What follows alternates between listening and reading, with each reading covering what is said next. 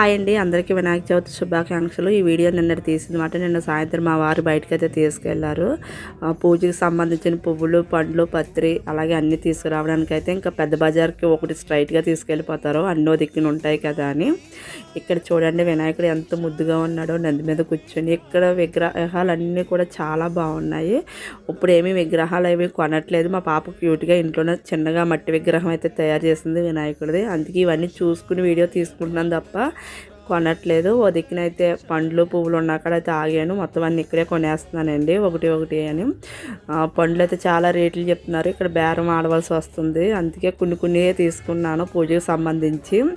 మరుసటి రోజు నుంచి మళ్ళీ కొంచెం చవకగా ఉంటాయి కదా అని. పువ్వులు అయితే ఇంకా చెప్పనవసరం లేదు. 50కి అయితే 12 పువ్వులు అంట అలా లెక్క పెట్టేస్తున్నారు. ఇక్కడ మట్టి విగ్రహాలు ఉన్నాయి, ఎక్సలెంట్గా ఉన్నాయండి మట్టి విగ్రహాలు అయితేనే ఎంత క్యూట్గా ఉన్నాయో. వీడియో అయితే మటుకు లైక్ చేసి షేర్ చేసి సబ్స్క్రైబ్ చేసుకోండి.